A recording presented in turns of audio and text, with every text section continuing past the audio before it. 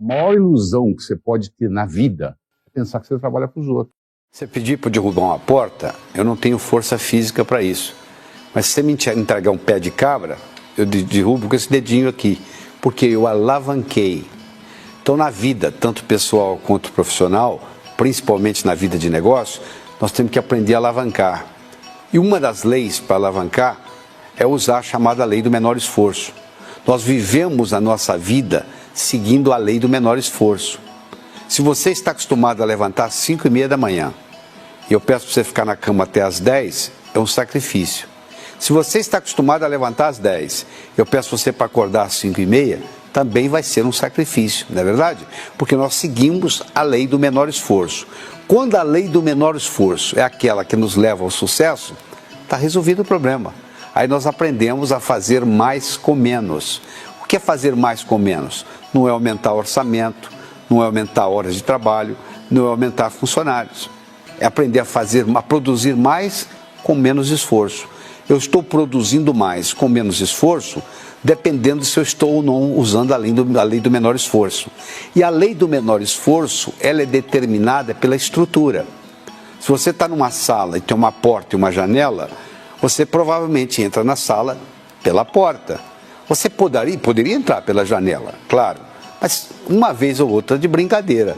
No cotidiano, no dia a dia, a cada momento que você entra na sala, você não vai entrar pela janela, você vai dizer, dá muito trabalho, eu prefiro entrar pela porta. E se você entrou por aquela porta, se é a única porta, você provavelmente vai sair por ela também. O que você está fazendo? Você está usando a lei do menor esforço. Então você tem que fazer a seguinte avaliação. Qual é a minha lei do menor esforço para mim? É uma lei de menor esforço que me leva ao sucesso? É uma lei de menor esforço que me leva ao fracasso? Porque a força de vontade em si não vale nada. Eu vou lhe entregar uma bola de futebol cheia e vou solicitar para você mantê-la no fundo da piscina. Por mais força de vontade que você tenha, vai chegar uma hora que você vai cansar, a bola vai flutuar. Por quê? Bola de ar, de futebol cheia de ar, a tendência é flutuar. Se eu te entregar uma barra de chumbo e você segurar na piscina, para não deixar ir para o fundo, vai chegar uma hora que você vai cansar, a barra vai descer. Uma barra de chumbo, o menor esforço para ela é descer, enquanto para a bola é flutuar, para a barra de chumbo é afundar. Então você tem que, em vez de você ficar usando a força de vontade, que não resolve nada, você tem que mudar a sua estrutura psicológica, de modo que a lei do menor esforço funcione a seu favor. Ou seja, aquilo que você vai fazer com menos esforço vai levar você até onde você quer ir. Você sabia que quando uma pessoa está deprimida, em geral ela pensa em preto e branco? Quando ela toma um antidepressivo, o antidepressivo tem como ação farmacológica final transformar o preto e branco em colorido. Quer dizer, uma pessoa deprimida pensa em preto e branco, uma pessoa entusiasmada pela vida pensa em colorido. Se uma pessoa tem, por exemplo, muito colorido no seu passado e preto e branco no seu futuro, é aquela pessoa que conversa com você que é saudosista, que está conversando sobre os bons tempos, porque o que predomina no cérebro dessa pessoa é o passado. Por outro lado, se ela tem o passado em preto e branco e o futuro em colorido, é essa pessoa futurista, essa pessoa que está cheia de visões, está cheia de entusiasmo, está cheia de planos para fazer. Se você aprende a pensar em colorido, não só facilita tremendamente o seu processo de pensamento, porque mais áreas do seu cérebro são envolvidas. Se você está pensando só em preto e branco, só o hemisfério esquerdo está na jogada. Se você começa a pensar em colorido, as outras partes do cérebro, o outro hemisfério, o direito, também entra na jogada. Então você tem mais células sendo usadas. Então, no processo criativo, isso é muito importante. Então, se você aprende a pensar em colorido, você pode, inclusive, melhorar um estado depressivo. A pessoa depressiva, pensando em preto e branco, que começa a fazer, vamos supor, cromoterapia, e a cromoterapia melhora a depressão, ela melhora por quê? Porque ela começa a impregnar na estrutura psicológica aquelas cores, o pensamento passa a ser colorido. Como que o nosso eu é formado? O eu, o você, o eu. Como é que nós somos formados? Nós somos formados através da influência que nós temos na infância. De pais, de avós, de vizinhos, de um filme que você assistiu, de um herói, um super-herói. Então, como é que eu fico sabendo quem é que teve mais interferência sobre mim? Foi o meu pai ou a minha mãe? É uma boa pergunta? Eu pergunto para você, quem interferiu mais na sua vida? Quem interferiu mais nas suas crenças? O seu pai ou a sua mãe?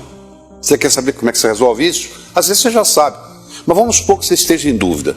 Ou quem teve mais interferência na minha vida? Foi meu pai ou foi minha mãe? Então eu vou lhe fazer uma segunda pergunta. Quem você tinha mais necessidade de agradar? Aquela pessoa que você tinha mais necessidade de agradar foi provavelmente aquela que lhe passou mais crenças. Claro que você pode obter crenças diferentes de diferentes pessoas. Você pode ter obtido a crença de dinheiro do seu pai, a crença de saúde da sua mãe, a crença de velhice do seu avô, a crença de Deus da sua avó. Ou seja, o nosso eu, o que é você hoje, o que sou eu hoje, nós somos um somatório da nossa experiência de vida. E fomos criando, fomos formando esse eu. Da televisão, do filme, do herói, do pai, da mãe, da professora, que às vezes teve uma influência muito grande sobre nós, às vezes até uma vizinha. Às vezes uma vizinha sua teve uma influência grande no modo como a sua personalidade é hoje. Então a nossa personalidade vai sendo criada de acordo com essas influências que nós vamos tendo em momentos especiais, principalmente momentos emotivos. O que faz a gente guardar é a emoção. Toda a memória que você tem, se eu perguntar para você qual é a memória mais remota que está na sua cabeça, você vai ver que se você sair procurando, lá você vai encontrar que tem alguma coisa de emoção, ou agradável ou desagradável. Se for agradável demais ou desagradável demais, isso cria como se fosse uma cola, que cola essa memória e ela fica ali. Então nós fomos colando isso aí, fomos fazendo isso e vamos formando esse eu. Mas eu tenho uma boa notícia. Ninguém é condenado a ser quem sempre foi. Vou falar de novo. Ninguém é condenado a ser quem sempre foi. Eu posso a qualquer momento mudar essa influência que eu tive. Se a influência que eu tive está servindo, está dando um resultado desejável, muito bem, permaneço com ela, não tem nada errado. Agora, se ela não está me servindo mais, está na hora de eu mudar. Eu tenho que constantemente estar fazendo um processo de atualização no meu eu. Porque como o mundo está mudando, eu também tenho que mudar. Não é verdade? Senão não funciona. Você não começa uma construção pela parede nem pelo teto, não é verdade? Você começa por onde? Pela base. Tudo começa pela base. É o que nós estamos fazendo aqui nesse programa. Nós estamos começando pela base. Nós estamos começando o quê? Reestruturando a nossa autoimagem, reestruturando a nossa autoestima, mostrando que isso aqui agora está equilibrado. A partir de agora, o nosso desempenho pessoal e profissional vai depender da nossa autoestima. Nunca o nosso desempenho vai ser maior que a nossa autoimagem. No momento que nós melhoramos a autoimagem, nós melhoramos o nosso desempenho pessoal e profissional. Porque para fazer isso, você tem que limpar o seu passado, cancela, deixar tudo certinho. Ah, mas não interessa. O seu pai, a sua mãe fez o melhor que eles sabiam. Eles não sabiam o que eles não sabiam.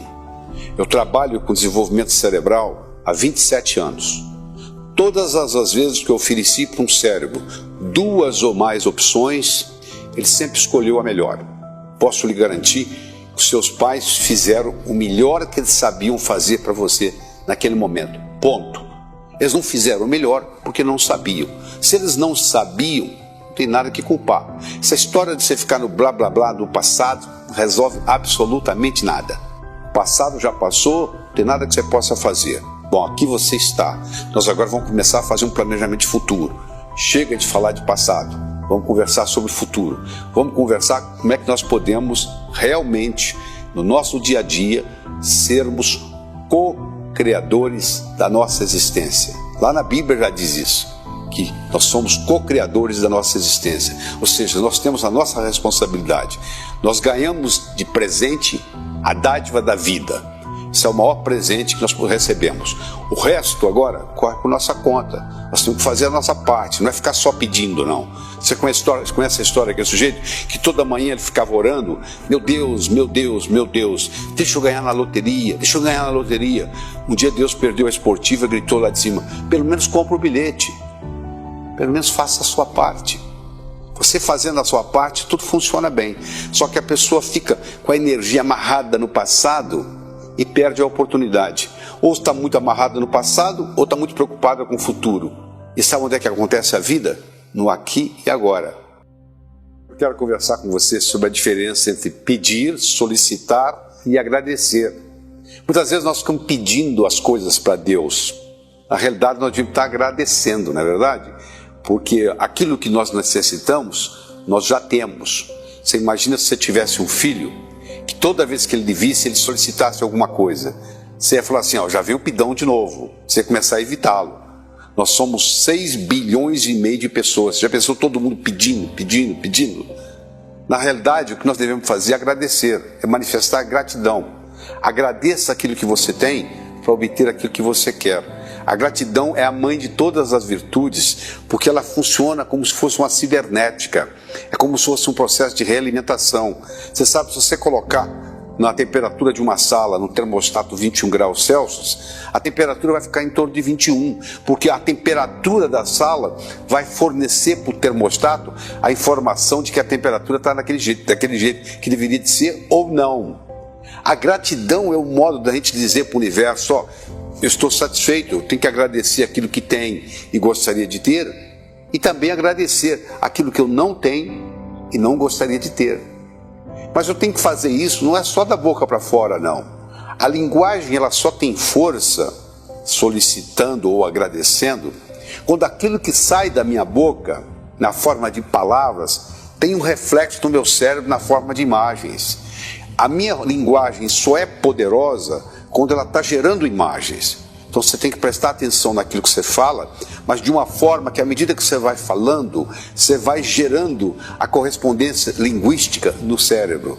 Então não adianta, por exemplo, eu estar falando só e não dá tempo de comunicar para o meu cérebro essas imagens. Ela não tem o mesmo impacto. Por exemplo, se eu vou fazer uma afirmação, que você sabe que hoje existem estudos mostrando o poder da afirmação.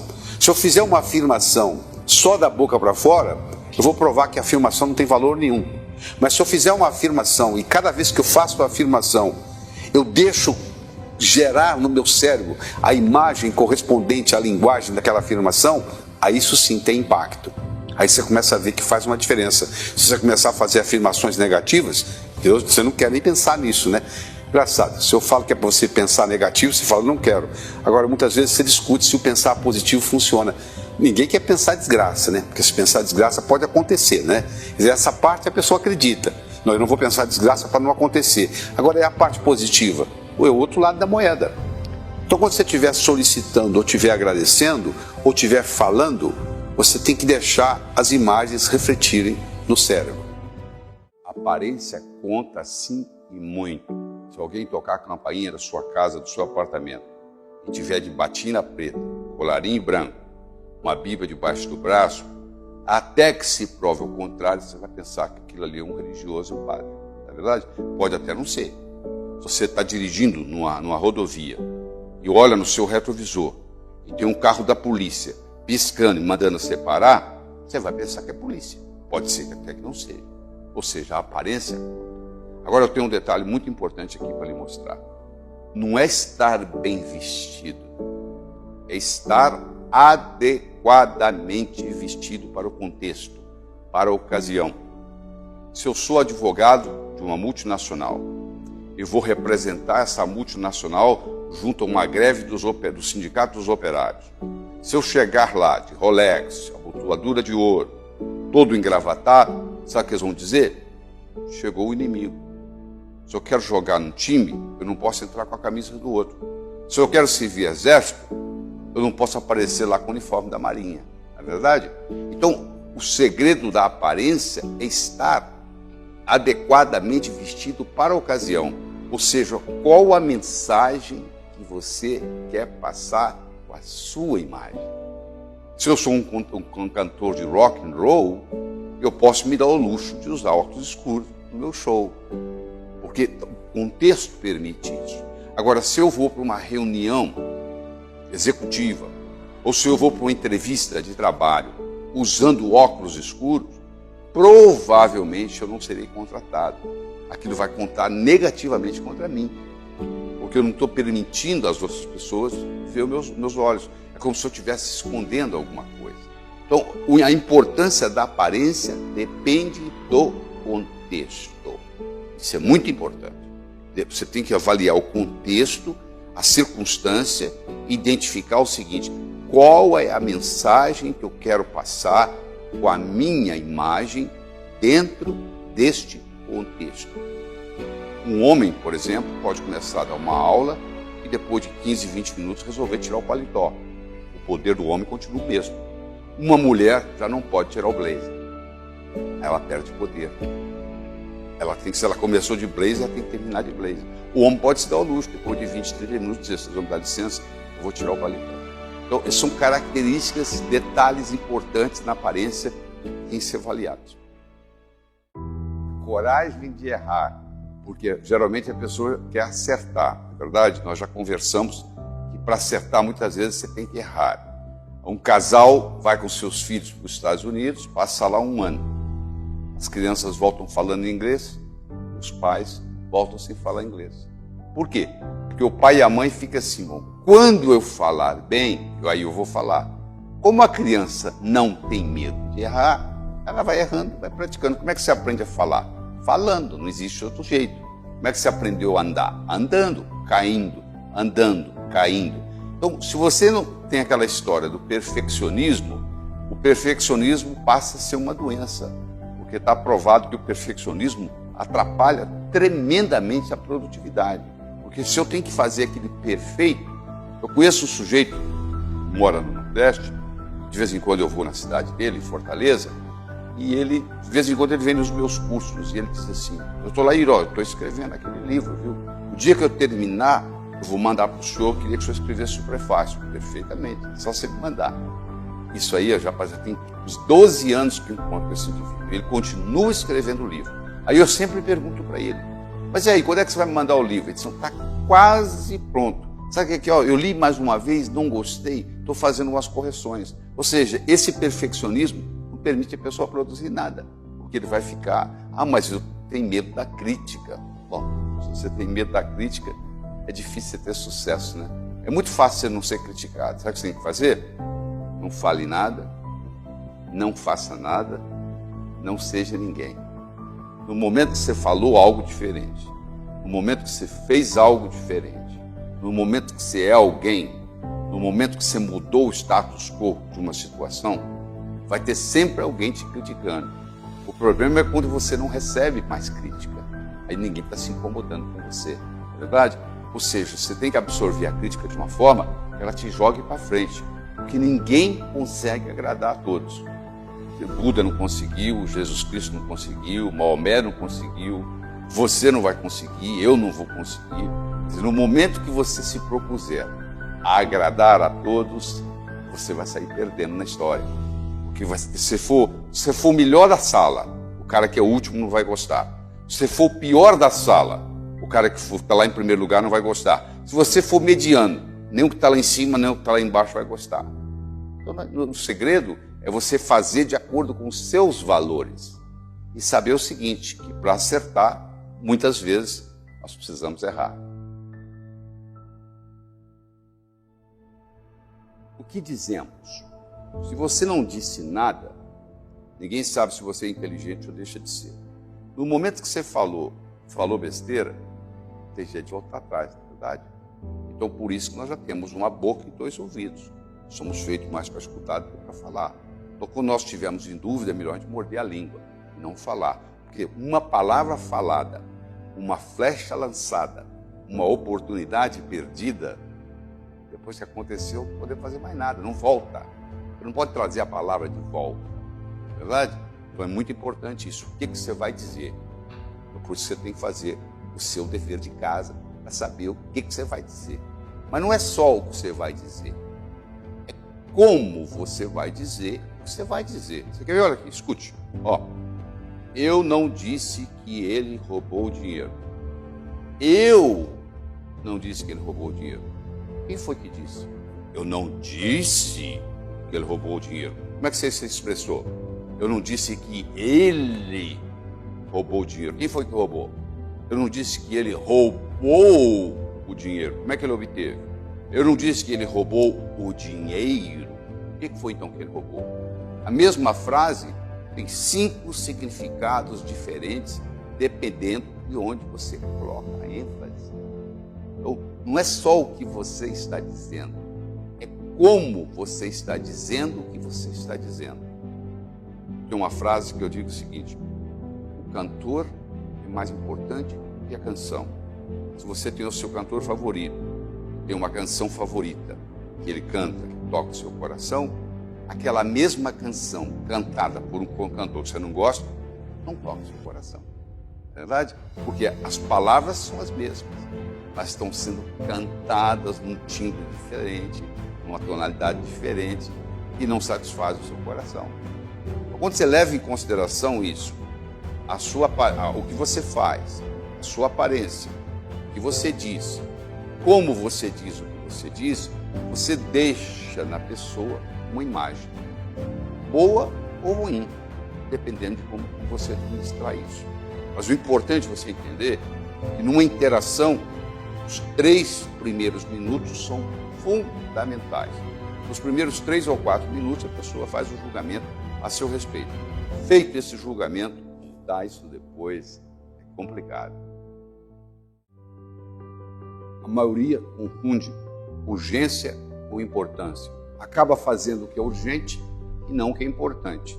Na nossa vida, nós podemos dividir as coisas em 4. Coisa que é urgente, que não é urgente, coisa que é importante, coisa que não é importante. Às vezes não é nem urgente nem importante. A gente gasta um tempo enorme por nada. Depois reclama que o dia é curto, né? Porque não está fazendo prioridades, não está fazendo o que é mais importante. Se você observar um taxista colocando a bagagem no porta-mala, se ele é um taxista de experiência, você vai ver que ele coloca a mala maior primeiro, depois a segunda maior, depois a terceira, e cabe tudo no porta-mala. Se ele colocar pequenininha primeiro, acaba indo uma no banco de trás. Olha que interessante. Esse mesmo princípio nós vamos aplicar aqui. O nosso porta-mala são as 24 horas do dia. Se você decide fazer as suas prioridades, aquilo que é importante primeiro, sobra tempo para fazer o resto.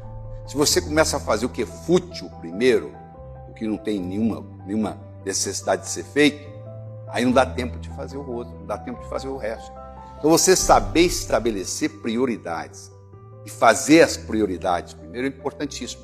Por exemplo, se você tem uma coisa que é importante, mas não é urgente, e você se dedica tempo a fazer aquilo, você vai fazer sem estresse, sem urgência, sem nada. Você tem que declarar seu imposto de renda, né? Porque você não declara ele em fevereiro. Você vai conversar com o seu contador, ele está desocupado, não tem ninguém telefonando para ele. Em abril você vai ter que entregar o imposto de renda de qualquer jeito, não vai? Faça ele em fevereiro. Você vai ficar muito mais tranquilo se você deixar para a última semana. E aí o seu contador não vai poder lhe atender, porque aí virou urgência. Em fevereiro era importante, mas não era urgente. Em abril é importante e é urgente. Mudou a história. E os estudos de pessoas bem-sucedidas, as pessoas bem-sucedidas, em geral, gastam a maior parte do tempo fazendo aquilo que é importante e não urgente. Ou seja, não deixa a urgência misturar com a importância. Só você aí pode decidir na sua vida o que é urgente, o que não é urgente, o que é importante, o que não é importante. Começa por aquilo que é importante, mas que não tem tanta urgência. Você vai trabalhar tranquilamente no processo, não vai precisar acelerar nada. Aí você vai se autorrealizar. Porque geralmente você está trabalhando com urgência, geralmente você está tão preocupado em terminar que não dá para aproveitar a jornada. Você está preocupado no destino. O destino é importante, sim. A jornada é importante também. Não tem um mais importante que o outro. A jornada é importante, o destino é importante. Uma crença, uma vez estabelecida, tem como função única e exclusiva se perpetuar. Se você não fizer nada, ela fica o resto da vida. Porque o cérebro não pode lidar com mais do que 5 a 9 informações de cada vez. Você não estava prestando atenção na ponta do seu nariz até que eu falei. Nem no dedão do seu pé direito, nem no lobo da sua orelha esquerda. Não dá para ficar prestando atenção em tudo. O cérebro decide o que é mais importante, comunica para a substância reticular ativadora ascendente, funciona como se fosse uma secretária executiva do cérebro, e a partir daí ela coordena. Se não houver essa modificação, não adianta nada. Se você é do sexo feminino, já é mãe, quando você estava grávida, você via muito mais mulher grávida no shopping do que você vê hoje. Por quê? Porque você estava mais ligado em gravidez. Quando você comprou aquele seu carro novo azul, de repente nas ruas da sua cidade, mais carros iguais àqueles estavam circulando. Já estavam lá, só que você não percebia. Então as nossas crenças determinam as nossas percepções, determinam as nossas ações e determinam as nossas manifestações. Até bem pouco tempo pensava-se que para você modificar uma crença era uma coisa muito complicada. Você tinha que fazer um processo psicanalítico de muitos anos, etc. Com o desenvolvimento da neurociência, descobriu-se que a coisa é bem mais simples. A tecnologia foi facilitada no seguinte modo, que por trás de uma crença existe uma metáfora. Por trás de uma metáfora existe um ícone. Se eu modifico o ícone, eu modifico a metáfora. Se eu modifico a metáfora, eu modifico a crença. Se eu modifico a crença, eu modifico a ação. Se eu modifico a ação, eu modifico a manifestação. Isso ficou muito mais simples. Então, isso é boa notícia essa, né? E agora você não precisa passar por aquele processo de dor para mudar uma crença. Você pode mudá-la do mesmo modo que você atualiza o programa de computador. Você está utilizando o programa, vem uma atualização, você faz o download e atualiza o seu programa de computador numa boa e começa a ter novas habilidades com essa atualização desse novo programa. O programa continua fazendo aquilo que fazia e mais alguma coisa. Não é para isso que serve a atualização? Eu não estou dizendo para você descartar crenças da sua vida. Eu estou dizendo para você acrescentar crenças importantes. E à medida que você vai acrescentando as crenças importantes e úteis, aquelas inúteis, elas vão desaparecendo por si só. Você não precisa se preocupar com elas. Na medida que elas não forem sendo utilizadas, elas vão sendo apagadas do cérebro. Se você não utiliza uma crença por muito tempo, ela acaba apagando. Você começa a utilizar uma nova, ela começa a criar uma rede neural nova, mais poderosa. Noivo e noiva se apresentam perante o juiz e o juiz diz: eu declaro vocês marido e mulher. A mulher levanta a mão e diz: seu juiz, mudei de ideia, não quero me casar mais. Sabe o que ele vai dizer? Tarde demais. Você agora tem que se divorciar. Eu já fiz a declaração. As palavras já saíram da minha boca. Não posso voltar atrás. Declaração cria realidade. Criou uma realidade jurídica desse casal. Não é verdade?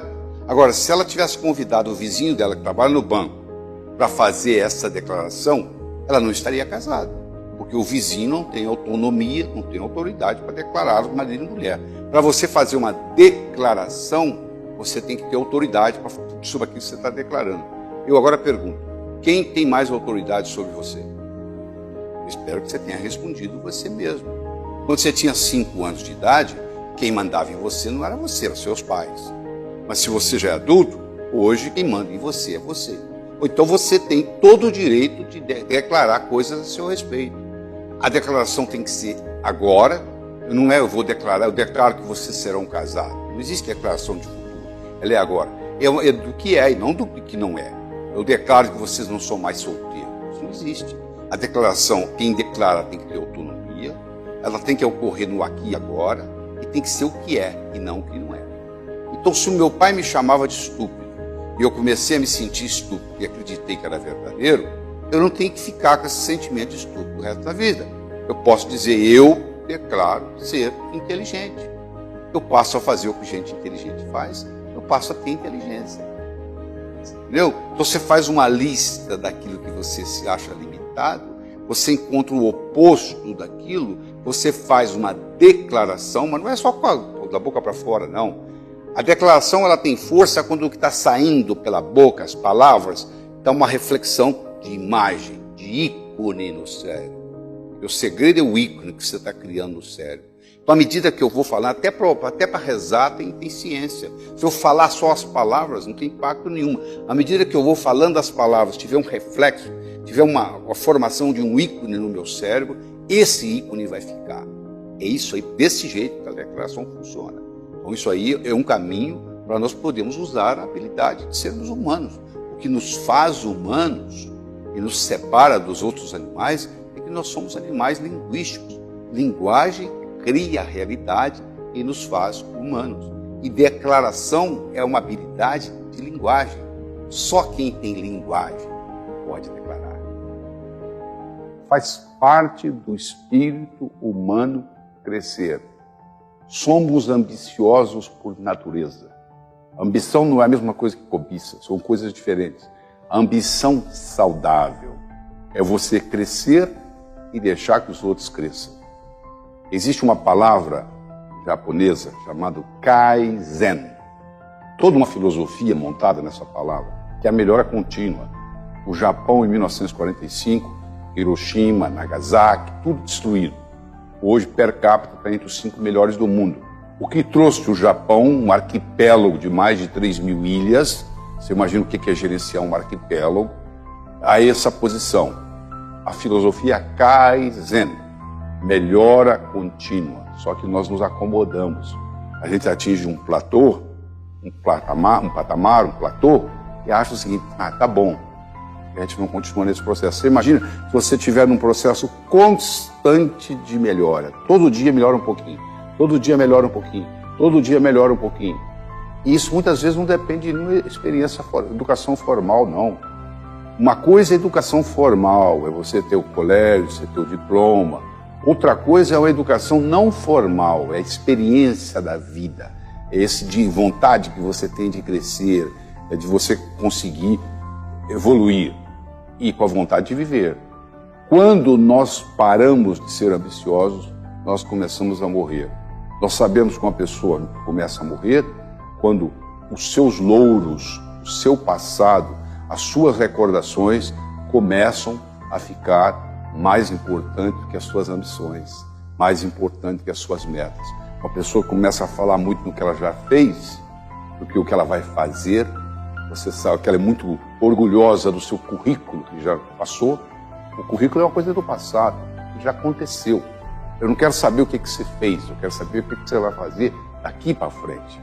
Eu recomendo que você se concentre no futuro, porque é lá que você vai passar, é lá que nós vamos passar o resto da nossa vida. Esse futuro que está começando agora, nesse momento aí.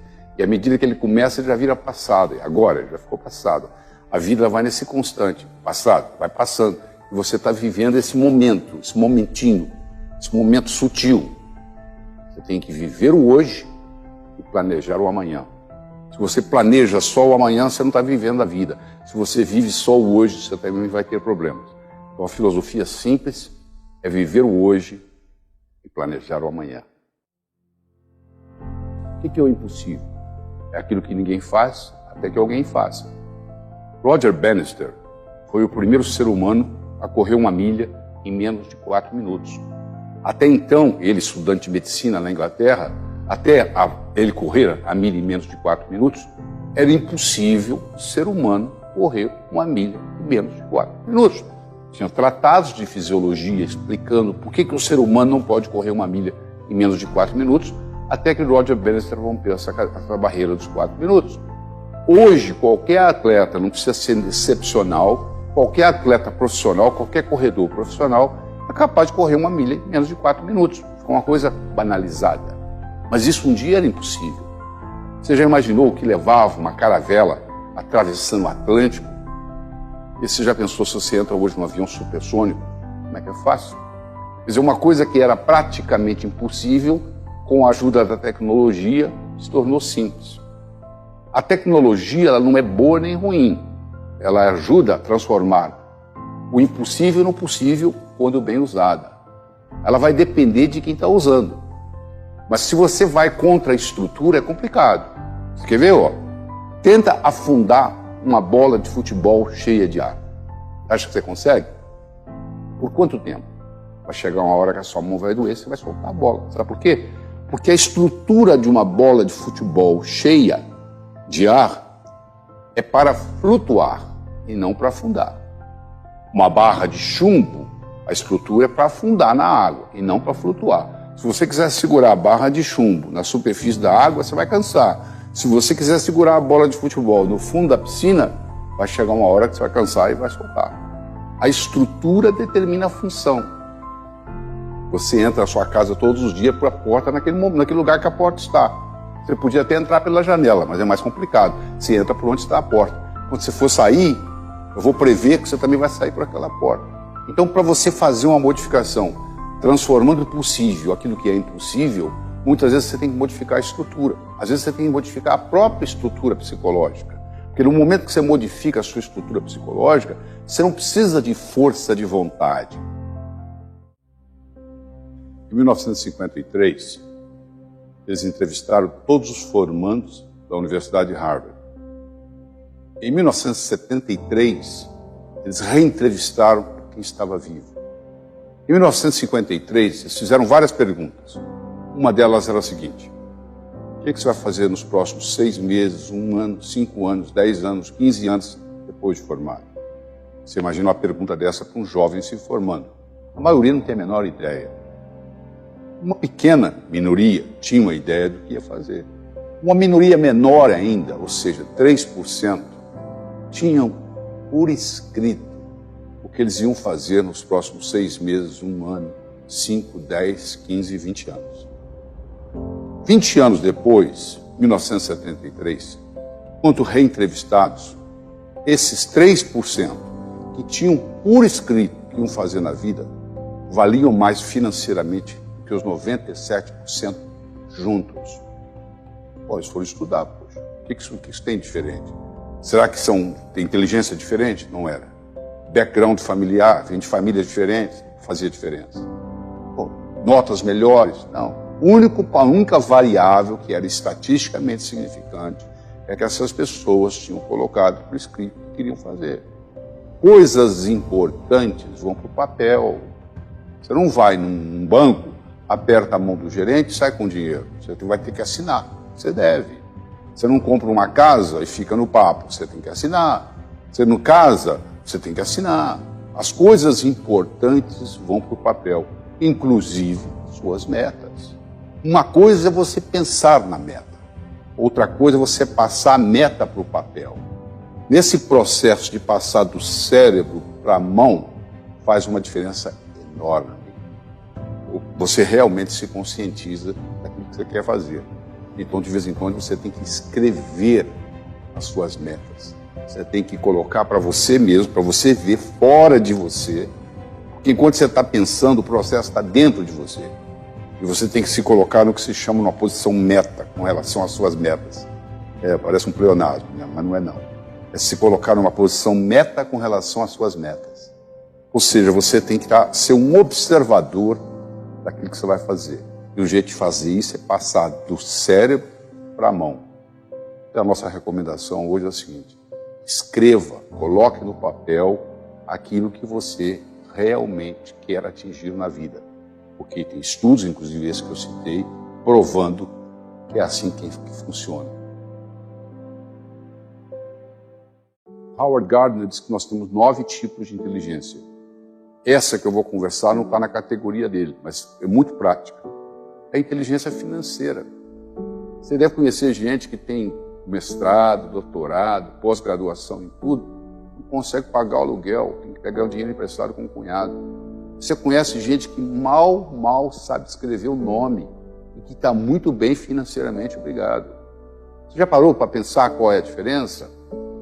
É porque aquele muito intelectual, ele ficou tão intelectual, ele vive num mundo tão abstrato, ele não consegue ganhar dinheiro. E o outro é mais pragmático, é mais objetivo. Então, essa riqueza, ela depende de uma inteligência. Primeiro, ela depende de uma ambição, né? Porque tem gente que simplesmente não quer. Não, dinheiro eu não quero. Então já é um problema de crença. A crença é muito importante. Os nossos atos dependem de nossas crenças. Se você tem uma crença positiva, você vai ter uma atividade positiva, um resultado positivo. Se você tem uma crença negativa, você vai ter uma ação negativa com relação àquilo, você vai ter um resultado negativo. Porque o seu resultado depende da sua crença, não só da sua crença, mas depende fundamentalmente da sua crença. Então a primeira coisa que nós temos que mexer nas crenças. Tem gente que tem muita crença errada e negativa com relação a dinheiro. Eu recomendo você ler um livro meu chamado Enriquecer, Ambição de Muitos, Realização de Poucos, onde nós trabalhamos nessas mudanças de crença. É uma coisa que não se muda da noite para o dia. Tem que ser trabalhado, pensado, repensado, ouvido. Bom, isso é uma parte do processo. É você acreditar que é possível. Mas só acreditar não é o suficiente. Aí você tem que ter a parte da estratégia, a parte de como fazer, o como fazer. Porque a crença explica o porquê, o que fazer. Agora, a prática, a tática, a estratégia, a tática, o operacional, explica o como fazer. Então tem que ter os dois componentes. Tem que ter o direito e o esquerdo, um lado e outro. Por isso que o nosso cérebro tem dois hemisférios, o esquerdo e o direito.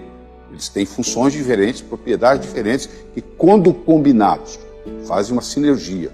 É quando 1 mais 1 é maior que 2. Você pode ter 1 mais 1 menor que 2, 1 mais 1 igual a 2, 1 mais 1 maior que 2. Na relação humana, a aritmética pode ser modificada. 1 mais 1 pode ser igual a infinito. Essa é a grande verdade.